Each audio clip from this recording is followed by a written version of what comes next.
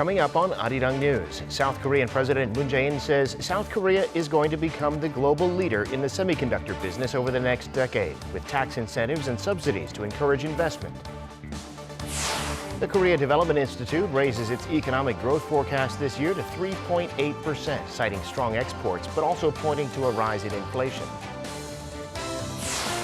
And stocks plunge around the world after data show that consumer prices in the U.S. last month surged more than 4% from a year earlier, the biggest rise since the global financial crisis. It's 5 p.m. here in Seoul. Thanks for joining us on Arirang News. I'm Devin Whiting. So the Korea Development Institute, a state-run think tank, sees the economy rebounding this year with a growth rate of 3.8%. KDI says jobs will keep coming back this year and next, though not equally across all sectors. And it says much depends on the success of the vaccine campaign. Pae-eun-ji has more. Exports are forecast to lead South Korea's economic recovery from the COVID-19 pandemic. According to the latest economic assessment by the Korea Development Institute on Thursday, the country's economy is projected to grow 3.8% by the end of this year and grow 3% more in 2022. The state-run think tank said exports of goods such as semiconductors, cars, and petroleum products all saw an increase in the first half of this year, and the service sector is also showing signs of rebounding. It also forecasts that consumer prices will go up 1.7% this year, mainly due to the rise in global oil prices and higher prices of crops, livestock, and fish. As for the country's job market, the KDI projected that it will see a rebound. Compared to last year, the number of people in employment this year is expected to rise by 190,000. The KDI added that the job market is expected to continue its recovery next year, with 330,000 more people being employed, as the service sector gets back to normal. But the KDI warned that although the economy will gradually improve, the speed of recovery will be different by sector, as uncertainties still remain in the service sector. It also said that the nation's economy heavily relies on whether COVID-19 is continued and on how fast the vaccines are rolled out. Pae-eun-ji, Arirang News. As industry works to restore the global supply of semiconductors, South Korea is working to position itself at the center of the new supply chain that emerges on the other side of the shortage. It's working to build its own infrastructure for the entire chip-making process, which will drastically reduce its reliance on foreign sourcing. Kim Sung-min reports. Aiming to cement South Korea's dominant position in the global semiconductor supply chain, the government on Thursday unveiled its so-called K-Semiconductor Belt strategy. The strategy will see a large-scale investment from private firms, with tax breaks and financial and infrastructure support coming from the government. Our country's semiconductor firms will create the world's biggest chip supply chain in South Korea over the next 10 years through injecting more than $451 billion. In return, the government has come up with a large-scale support package. Among those firms, Samsung Electronics intends to invest more than $151 billion in system semiconductors, and SK Hynix will also expand its investment. Key to the plan is a semiconductor cluster connecting 3 strips of facilities across the country to create a K-shape. The belt will encompass foundry manufacturing, materials and components production, as well as fabless manufacturing and packaging, reducing the country's dependency in all areas of the production process. Another pillar of the strategy is to drastically expand investment and tax incentives for the semiconductor sector. That includes tax breaks of up to 50% for research and development and 20% for facility investment for both SMEs and conglomerates. For facility investment, around $900 million has been set aside for prime rate loans. 10 years' worth of water used at Yongin and Pyeongtaek within the chip cluster has been secured, and the government aims to shoulder half the cost of the electricity used at the facilities. The plan also includes training around 36,000 more skilled personnel in the chip industry over the next 10 years by expanding the related university and master's courses and class quotas. Coming up with a long-term roadmap for strengthening the supply of automotive chips is also part of the plan. Through the K-Semiconductor Belt strategy, the country is aiming to double chip exports within 10 years. It is also expected to create around 100,000 new jobs in the country. Kim Sung-min, Arirang News. President Moon Jae-in also spoke about these plans for the semiconductor industry today, saying South Korea is going to build the world's best semiconductor manufacturing base. Speaking at the country's main chip production base in Pyeongtaek, President Moon said the government will give chip makers tax incentives and state support. 메모리 반도체 세계 1위의 위상을 굳건히 하고 시스템 반도체까지 세계 최고가 되어 2030년 종합 반도체 강국의 목표를 반드시 이뤄내겠습니다. The country's chip makers will be investing over $400 billion over the next decade. President Moon thanked them for the investment plans despite the uncertainties that exist, pledging to back their efforts to create a so-called K semiconductor belt. He noted that by the end of next year, when Samsung Electronics will have finished building a third factory, this one 25 times the size of a football pitch, South Korea will have the world's biggest production line. Inflation is also showing up in the U.S. at a rate far higher than analysts had expected. For the month of April, consumer prices were up more than 4% from a year earlier. The Fed still says, though, that inflation will be temporary. Ryu Hyun-jin has more. As the U.S. economy starts to open up following the country's vaccination program, consumer spending is on the rise. But this spending, along with supply bottlenecks, is pushing up inflation at the fastest rate in more than a decade. The Consumer Price Index, which measures inflation, saw its largest on-year jump since September 2008. The index was up by 0.8% on month in April and was 4.2% higher than a year earlier. Markets were braced for a hot consumer inflation report, but nowhere near 4.2%. Excluding food and energy, core CPI rose 0.9% in April for the largest monthly increase since 1982. The U.S. Federal Reserve Vice Chairman said on Wednesday morning that he was surprised by the CPI data, but also reiterated that the inflation jump should be transitory. But concerns rise that the Fed might be wrong in its view that the price rises are temporary. U.S. stocks extended their losses Wednesday, with Dow Jones Industrial Average and S&P 500 posting their steepest three-day declines since late October. The S&P 500 fell 89.06 points or 2.1%. The Dow Jones Industrial Average retreated 681.50 points or 2%. And the tech-heavy Nasdaq Composite slumped 357.75 points or 2.7%, down 5.2% this week. Ryu Hyun-jin, Arirang News. Tesla CEO Elon Musk says his company is going to stop accepting Bitcoin as payment for its cars, at least until the mining of Bitcoin becomes more environmentally sustainable. Musk's tweet sent the price of the digital currency down more than 10%. Our Seoul-Tokyo reports. Bitcoin's value dropped on Wednesday night after Tesla CEO Elon Musk announced the car maker would not accept the cryptocurrency for vehicle purchases. Musk made a comment on Twitter saying that Tesla was concerned about fossil fuels, especially coal, being used during Bitcoin mining and transactions. But he also tweeted that Tesla plans to hold on to the Bitcoin it already has and it stands to use it for transactions as soon as Bitcoin mining uses more sustainable energy sources.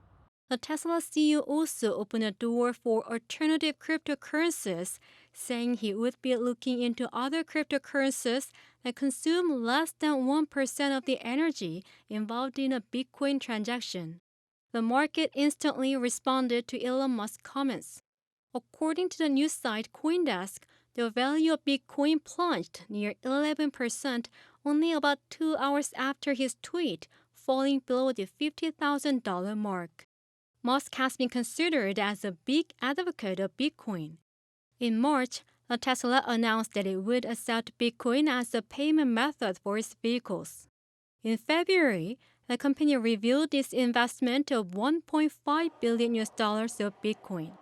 Market watchers largely see the Musk latest move as a way to ease concerns of Tesla's investors who place high value on climate change and sustainability.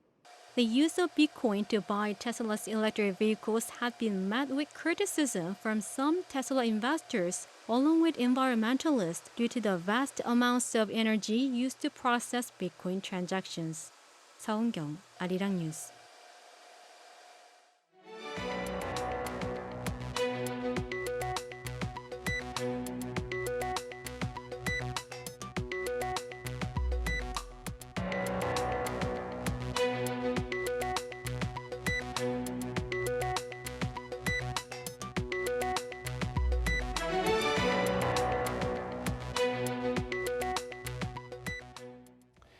Time now for an in-depth look at the market news this afternoon, and for that I'm joined on the line by Dr. Kim Se-won, professor of economics at Ewha Women's University. Professor Kim, good afternoon. Thank you for coming on today.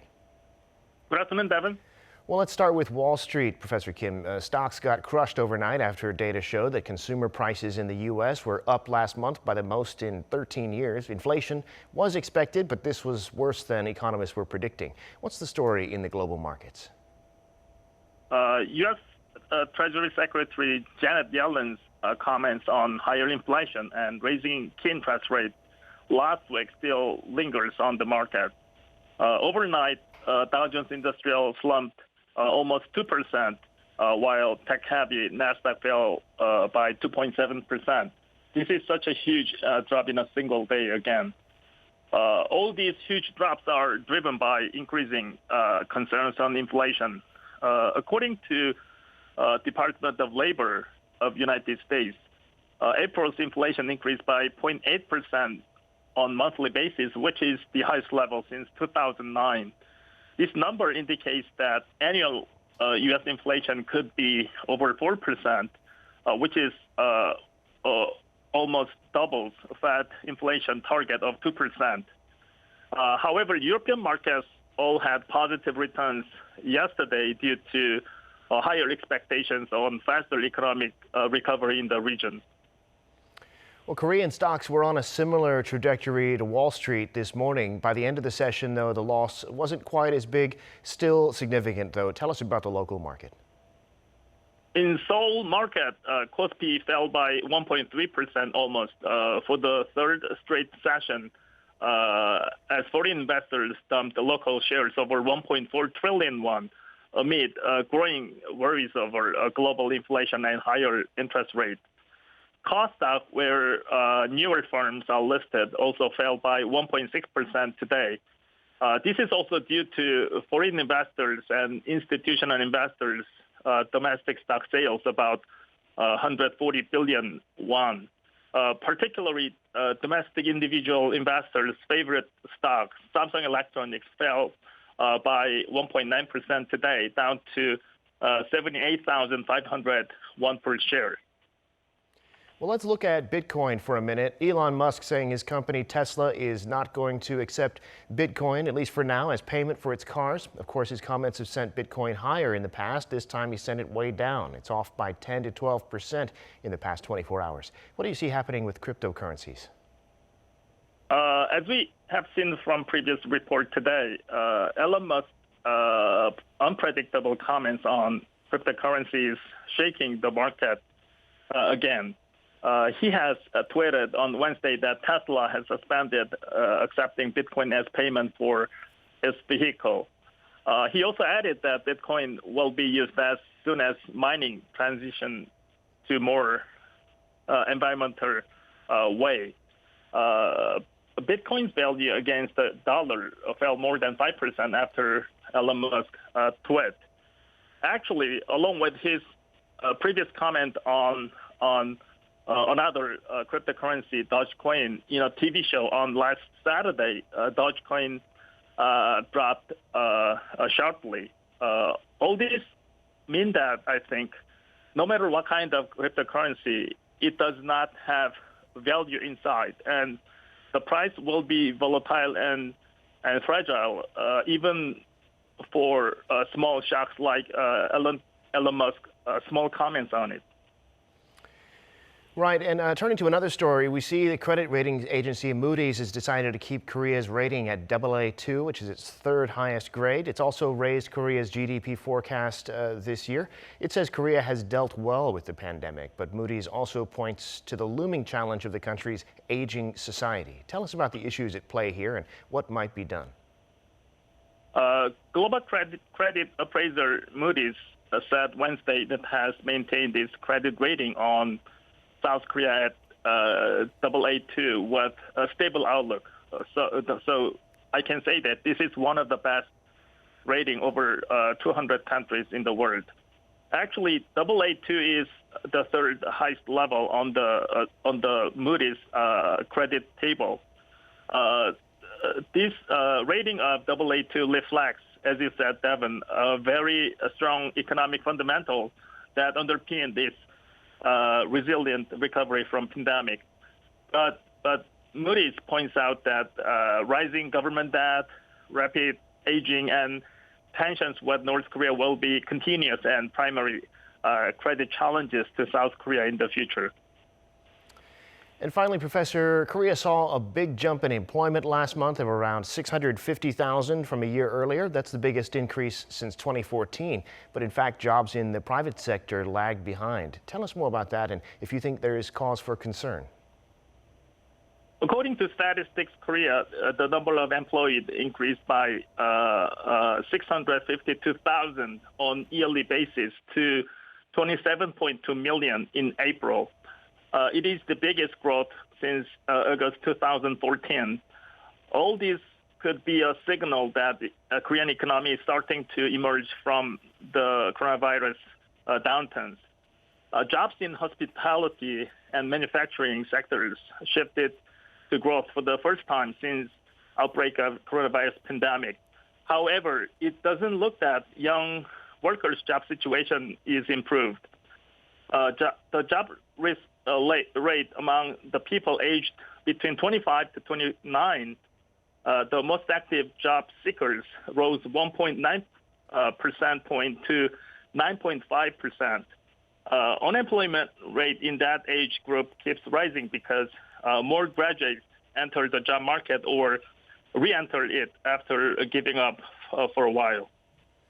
Yes, and of course they do occupy a disproportionate number of positions in the service sector, which has been hit so hard the past year.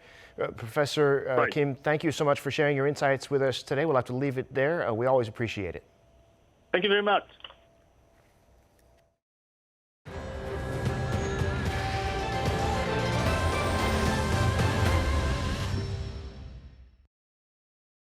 South Korea's new coronavirus cases today rose to a two-week high. Some of them were at daycares and private education academies. But the R0 number, which shows the virus's reproduction rate, has come down a little. Kim Hyun-sung reports. Another uptick in cases. South Korea reported 750 new COVID-19 infections on Thursday, the most the country has seen in 15 days. The last peak was late last month, when South Korea confirmed 769 cases. The vast majority, 692 of Thursday's infections, were locally transmitted. The Greater Seoul area continues to see a heavy concentration, with the region accounting for almost two-thirds of the country's total daily cases. Health authorities said Thursday that new infections in the Greater Seoul area have accounted for 60 to 70% of locally transmitted cases for 14 weeks straight. Some areas in the capital are seeing up to 4 times the national average. Gyeonggi-do province logged 226 cases over the past 24 hours, climbing back above 200 for the first time in 19 days. The area saw outbreaks at a kids' daycare center and an English private education academy.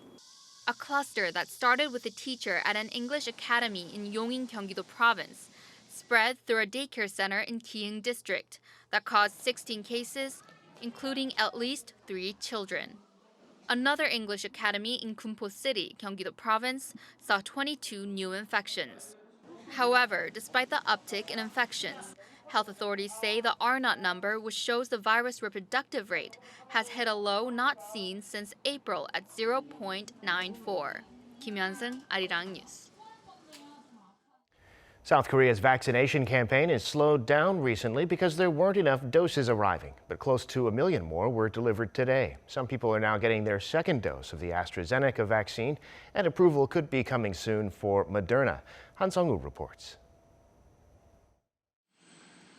A batch of 835,000 doses of AstraZeneca's COVID-19 vaccine, acquired from the COVAX facility, are scheduled to arrive at Incheon International Airport at 7 p.m. on Thursday.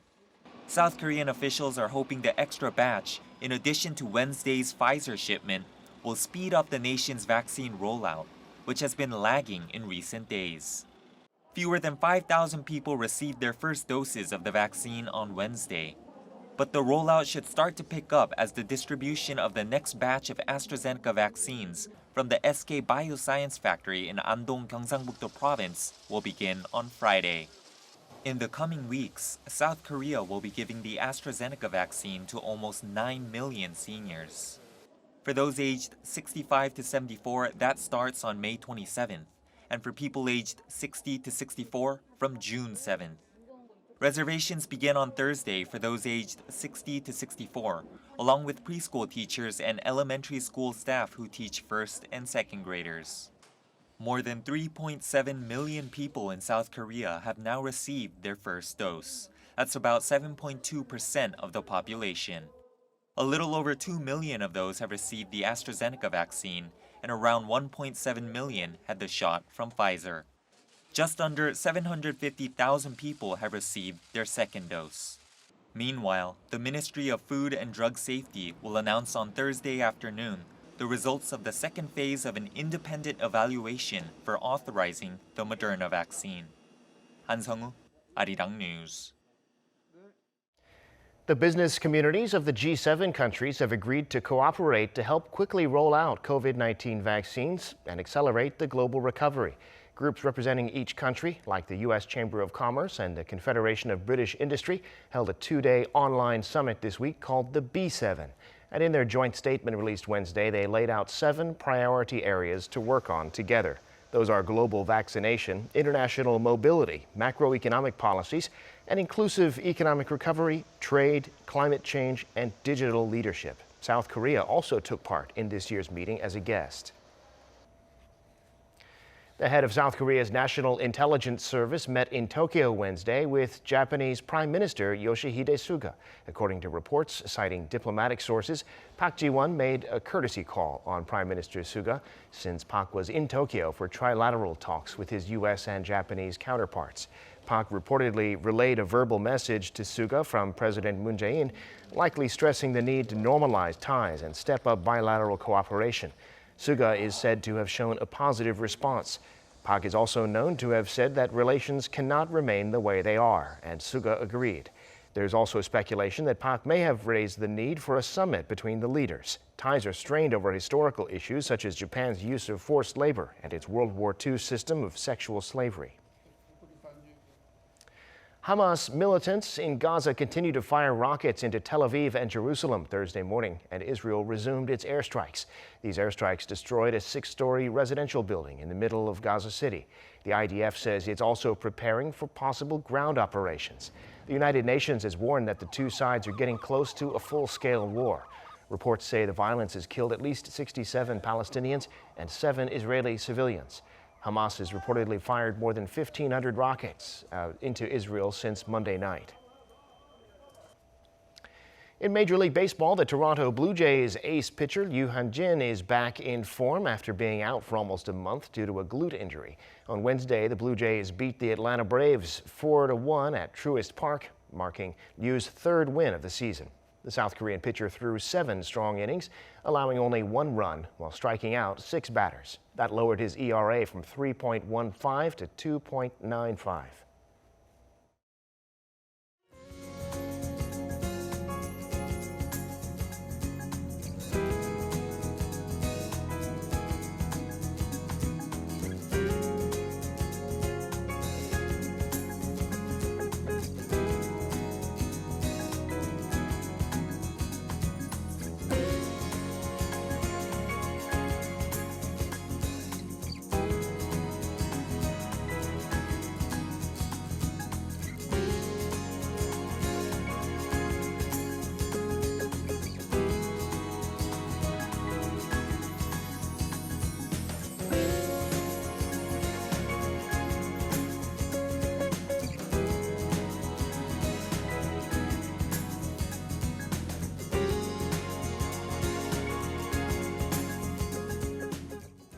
And that brings us to the end of this newscast. Thank you for watching. More live news coming your way at 7 p.m. Korea time.